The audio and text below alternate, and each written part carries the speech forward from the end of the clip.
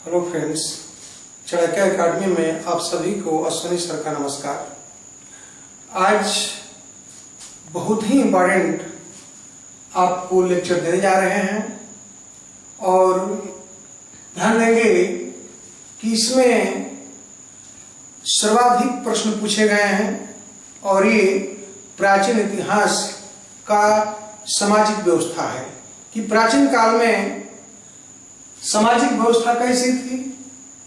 उसी तरह हम आगे वीडियो बनाएंगे शिक्षा व्यवस्था कैसी थी, नारी की स्थिति कैसी थी, आर्थिक स्थिति कैसी थी। आज भी जो सिविल सेवा की परीक्षाओं में प्रायः पूछे जाते हैं और वर्तमान में वनडे, पुलिस, लेखपाल या रेलवे की परीक्षाओं में भी अधिकांश पूछे जा रहे हैं। तो हम आज शुरू करते हैं प्राचीन भारत की सामाजिक व्यवस्था। ध्यान रखेंगे कि प्राचीन भारत में सामाजिक संगठन के दो मुख्य आधार थे। प्राचीन भारतीय सामाजिक व्यवस्था के दो मुख्य आधार थे। वो था आश्रम व्यवस्था और दूसरा वर्ण व्यवस्था। आश्रम व्यवस्था, ध्यान रखेंगे कि आश्रम व्यवस्था और स्थापित करने के पीछे मनुष्यों का उद्देश्य प्रत्येक प्राणी को लौकिक एवं पारलौकिक उन्नति था। ध्यान देंगे कि लौकिक एवं पारलौकिक उन्नति करना था, यानी कि समाज के प्रत्येक व्यक्ति, प्रत्येक प्राणी को लौकिक एवं पारलौकिक उन्नति हो सके। जबकि वर्ण व्यवस्था का उद्देश्य प्रत्येक प्राणी को समाज के लिए उपयोगी बनाना था कि प्रत्येक अपनी योग्यता के अनुसार समाज के कार्यों में सहयोग दे। अब जानते हैं कि पढ़ चुके हैं कि वर्ण व्यवस्था का प्रथम उल्लेख ऋग्वेद में हुआ है। ऋग्वेद के 8वें मंडल के पूर्व सूक्त में पहली बार चतुर्वर्ण व्यवस्था का चिन्ह दृष्टिगोचर होता है। लेकिन उत्तर वैदिक काल में, ध्यान रखेंगे कि उत्तर वैदिक काल में, सूत्र काल में और बाद के काल में उसका रूप परिवर्तन होता रहा। जैसे ऋग्वैदिक काल में वर्ण व्यवस्था का आधार ये कर्ण था, क्योंकि ऋग्वेद के 9वें मंडल में एक व्यक्ति कहता है कि मैं कवि हूं, मेरी माता आटा पीसने काम करती है जबकि मेरे पिता वैद्य है। अर्थात इससे स्पष्ट होता है कि परिवार के प्रत्येक सदस्य का व्यवसाय अलग था, लेकिन वर्ण एक ही था। आगे चलकर पढ़ेंगे आधुनिक भारत में कि गांधी के बारे में कहा जाता है कि गांधी वर्ण व्यवस्था के समर्थक किंतु जाति व्यवस्था के विरुद्ध थे। उसके पीछे भी यही तर्क होता है कि एक ही परिवार में और कोई योग्य है, अच्छा है तो अधिकारी बनता है, कोई निम्न है, पढ़ने में, बुद्धि में अगर कमजोर है तो अन्य व्यवसाय या अन्य छोटे पदों पर नियुक्त होता है। तो वर्ण व्यवस्था के पीछे मनुष्यों का यह उद्देश्य था कि प्रत्येक प्राणी को समाज के लिए उपयोगी बनाया जाए। ध्यान रखेंगे आज हमारा टॉपिक है आश्रम व्यवस्था। आश्रम व्यवस्था, आप जानते हैं कि आश्रम ये श्रम शब्द से निकला है। श्रम यानी कि मेहनत करना, आश्रम यानी कि मेहनत करना, यानी कि परिश्रम करते करते ठहरने का स्थान, उसको कहा गया है आश्रम। लेकिन प्रश्न पूछा जाता है कि पहली बार आश्रम व्यवस्था का उल्लेख किस ग्रंथ में है? तो पहली बार आश्रम व्यवस्था का उल्लेख जवाल उपनिषद में हुआ है। जवाल उपनिषद में ही पहली बार चारों आश्रमों का उल्लेख हुआ है। हम आश्रमों का उल्लेख करेंगे। ध्यान रखेंगे कि महर्षियों ने मनुष्य की 100 वर्ष आयु मानकर प्रत्येक को 4 वर्गों में विभाजित कर दिया था और सबके लिए 25-25 वर्ष आयु निर्धारित कर दी थी। अर्थात 4 आश्रम थे: ब्रह्मचर्य आश्रम, गृहस्थाश्रम, वानप्रस्थाश्रम और संन्यासाश्रम।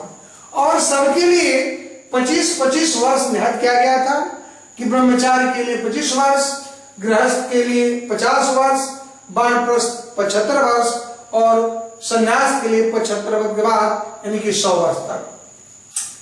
अब हम एक एक करके पढ़ेंगे ब्रह्मचर्य आश्रम। तो ध्यान रखेंगे कि ब्रह्मचर्य आश्रम में पुरुष 2 प्रकार के ब्रह्मचारी थे, यानी कि 2 प्रकार के विद्यार्थी शिक्षा ग्रहण करते थे। एक कहलाते थे उपकुर्वाण और दूसरा थे नैष्ठिक या अंतेवासी। ध्यान रखेंगे कि पुरुष वर्ग, ये मेल पुरुष वर्ग की 2 कोटियां थी। एक का नाम उपकुर्वाण और दूसरे का नाम नैष्ठिक या अंतेवासी था। उपकुर्वाण शिक्षा ग्रहण करने के उपरांत विवाह करके गृहस्थ आश्रम में प्रवेश करता था। उपकुर्वाण ऐसे विद्यार्थी था जो शिक्षा पूरी करके गृहस्थ आश्रम में प्रवेश करता था, यानी कि वैवाहिक संबंध स्थापित करता था।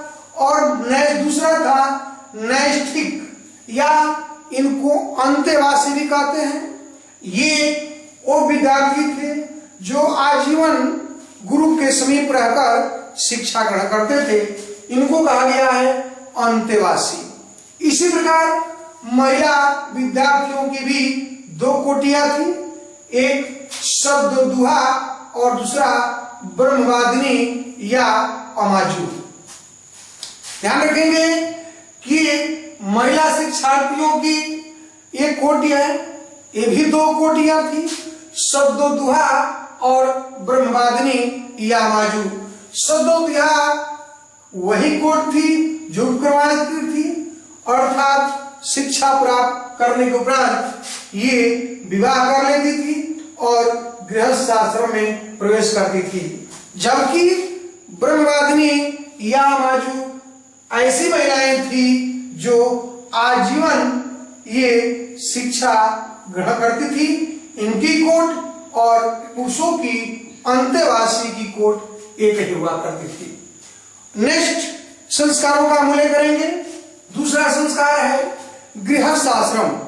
ध्यान रखेंगे कि गृहस्थ आश्रम ये सभी आश्रमों का यानी कि शेष तीनों आश्रमों का आधार था, इसलिए इसे गृहस्थ आश्रम को सर्वश्रेष्ठ आश्रम भी कहा गया है। सर्वश्रेष्ठ आश्रम कहा गया है। ध्यान रखेंगे कि जब विद्यार्थी अपनी शिक्षा पूरी कर लेता था, शिक्षा ग्रहण करने के उपरांत घर आता था, तो विद्या समाप्ति के बाद घर लौटने पर उसे एक संस्कार होता था, उसको बोलते थे समावर्तन संस्कार। समावर्तन संस्कार के उपरांत ही व्यक्ति गृहस्थ आश्रम में प्रवेश करता था। और प्रत्येक गृहस्थ को 3 ऋण, ध्यान रखेंगे कि 3 ऋण होता था। उन 3 ऋणों से उबरने के लिए उस ऋण को समाप्त करने के लिए प्रत्येक गृहस्थ को 5 महायज्ञ करनी पड़ती थी। 3 ऋण था, देव ऋण, ऋषि ऋण और पितृ ऋण। इन तीनों ऋणों को उऋण होने के लिए प्रत्येक गृहस्थ को 5 महायज्ञ करना पड़ा था। वो था देवयज्ञ, ब्रह्मयज्ञ, पितृयज्ञ, अतिथि यज्ञ और भूत यज्ञ।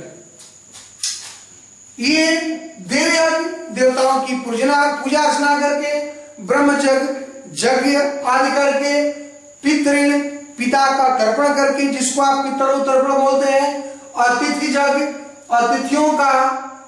अतिथियों का स्वागत करके, उनका सत्कार करके। हमारी प्राचीन धारणा रही है कि अतिथि देवो भव, अतिथियों को देवताओं के समान दिया गया है। और भूत यज्ञ था कि प्रत्येक प्राणी या जीव के प्रति दया भाव रखकर ये भूत यज्ञ हुआ करता था। तो प्रत्येक गृहस्थ को ये 3 ऋण से उड़े होने के लिए 5 महायज्ञ करना पड़ता था और इसे सर्वश्रेष्ठ आश्रम कहा गया है। नेक्स्ट वानप्रस्थ आश्रम, तीसरा आश्रम वानप्रस्थ आश्रम है और वानप्रस्थ आश्रम का पहली बार उल्लेख तांडव ब्राह्मण में हुआ है।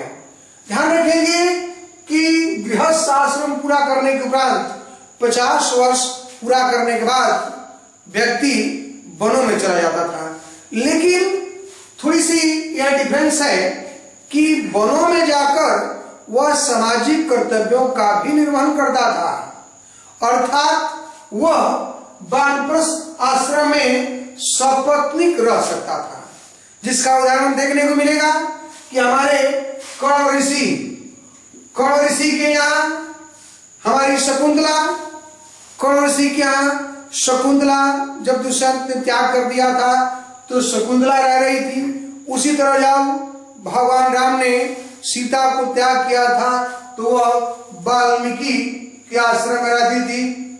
ध्यान रखेंगे कि हमारे कहने का मतलब यह है कि वानप्रस्थी भी सामाजिक कर्तव्यों का निर्वहन करता था, इसलिए वानप्रस्थ आश्रम में वह सपत्नीक रह सकता था, मीन्स पत्नी के साथ रह सकता था। लास्ट आश्रम, चौथा आश्रम है संन्यास आश्रम। ध्यान रखेंगे कि संन्यास आश्रम में मीन्स 75 वर्ष के बाद व्यक्ति ये संन्यास धारण करता था और इसमें अपनी भूख प्यास की चिंता किए बगैर केवल आत्मचिंतन में, परम तत्व के प्राप्त करने में, परम तत्व के चिंतन करने में अपना समय व्यतीत करता था। उसे खाने पीने की चिंता नहीं होती थी, फल फूलाद या हल पहाड़ अगर मिल गया तो खा लिया, वरना वह परम तत्व के चिंतन में लगा रहता था। अब देखेंगे थोड़ा सा हम पुरुषार्थों की बात करते हैं कि पुरुषार्थ कितने थे, तो 4 थे। 4 पुरुषार्थ हैं, धर्म, अर्थ, काम और मोक्ष। धर्म क्या है? तो धर्म है कैसा कार्य जिससे व्यक्ति के सांसारिक और आध्यात्मिक सहारा मिलता है। धर्म एक ऐसा कार्य है जिससे व्यक्ति को सांसारिक और आध्यात्मिक सहारा मिलता है, जबकि अर्थ शक्ति तथा ऐश्वर्य प्राप्त करने की मानवीय अभिलाषा होती है। काम का उद्देश्य संतान उत्पत्ति होता है, संतान उत्पन्न करना होता है, कामेच्छा की पूर्ति होता है, और मोक्ष जो व्यक्ति के अंतिम उद्देश्य होता है।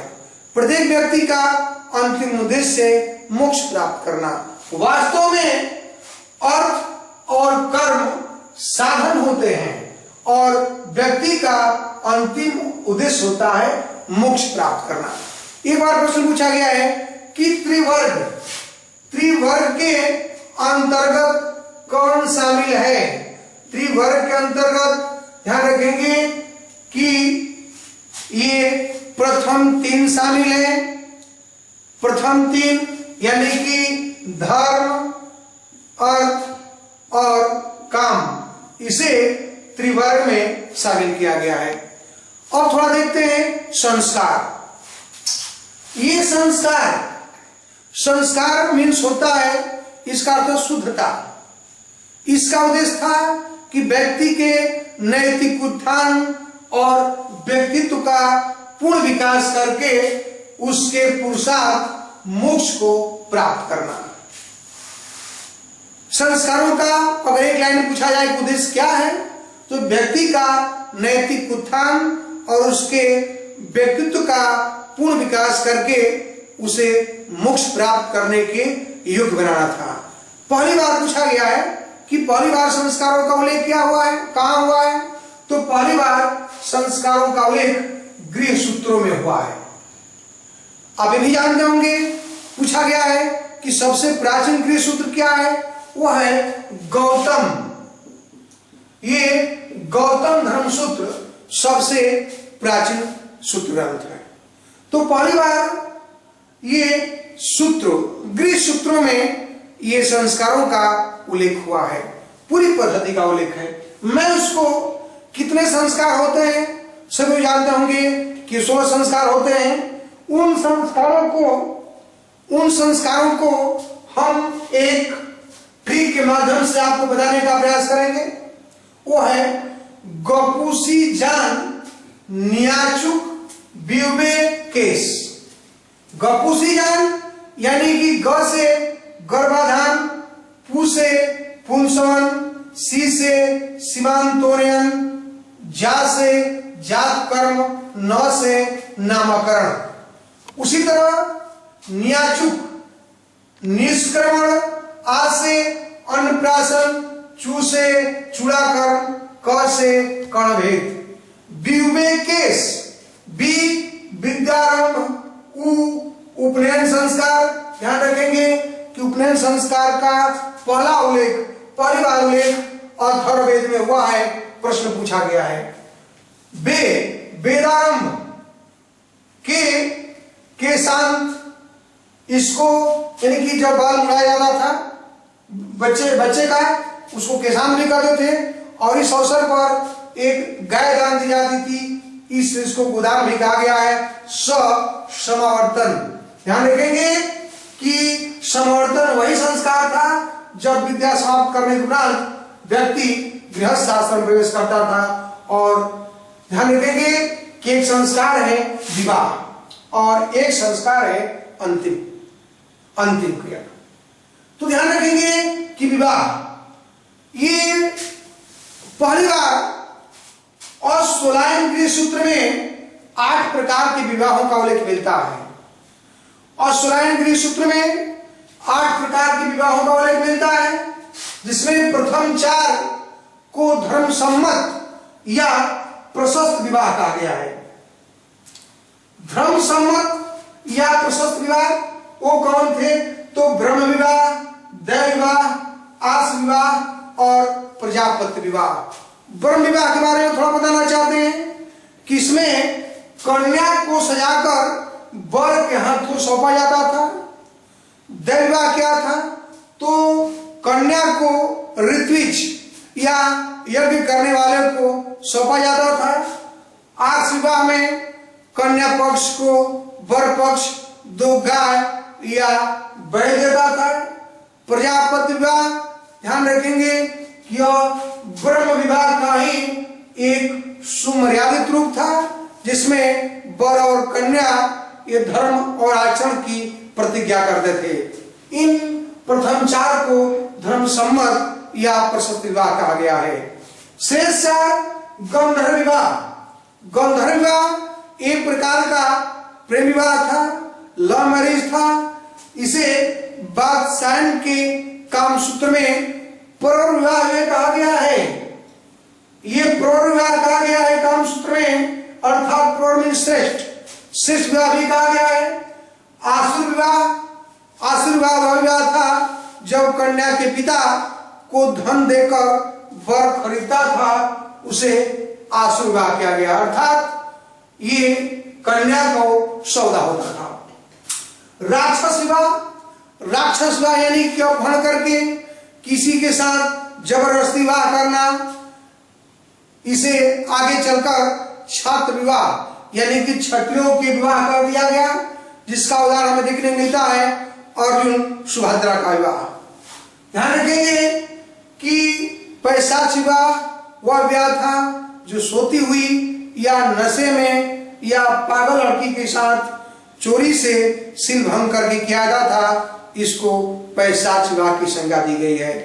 गंधर्व विवाह का उदाहरण ध्यान रखेंगे कि गंधर्व विवाह का उदाहरण बहुत से हैं, जैसे दुष्यंत शकुंतला का विवाह, उदयन वासवदत्ता का विवाह, पुरुरवा तथा उर्वशी का विवाह। इन विवाहों के अलावा ये स्वयंवर विवाह भी थे।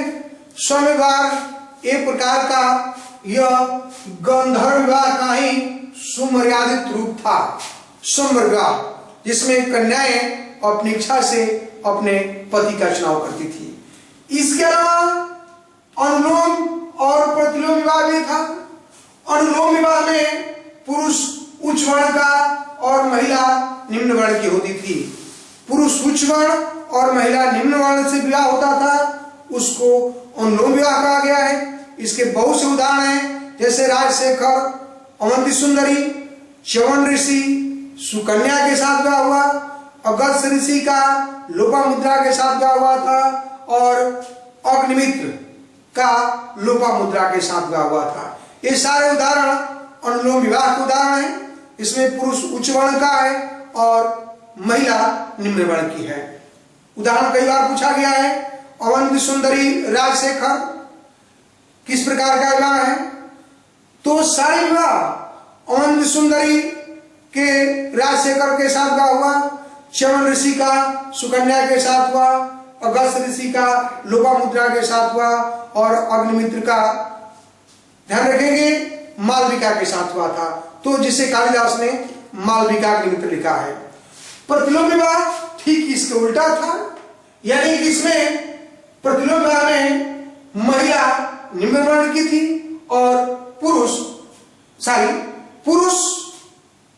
निम्न वर्ण का और महिला उच्च वर्ण की। और लोम विवाह के ठीक विपरीत, ठीक उल्टा ये प्रतिलोम विवाह था। और इसका उदाहरण मिलता है भागवत पुराण। भागवत पुराण में ये शुक्र की पुत्री देवयानी का विवाह ययाति से हुआ था। ययाति देवयानी विवाह का उदाहरण ये प्रतिलोम विवाह का उदाहरण है। इसी प्रकार एक शब्द आता है छंदवासिनी। कई बार प्रश्न पूछा गया है छंदवासिनी कैसी महिलाएं थी? तो ऐसी स्त्रियां जो स्वतंत्र जीवन पसंद करती थी, और इसे कौटिल्य ने आठ विधवा कहा है। जो महिलाएं स्वतंत्र जीवन व्यतीत करती थी उनको कौटिल्य ने आठ विधवा की संज्ञा दी है। और इसी के साथ मैं इस वीडियो को इस आशा के साथ समाप्त करता हूं कि आप इस वीडियो को देखकर कमेंट अवश्य करें। तब तक के लिए धन्यवाद।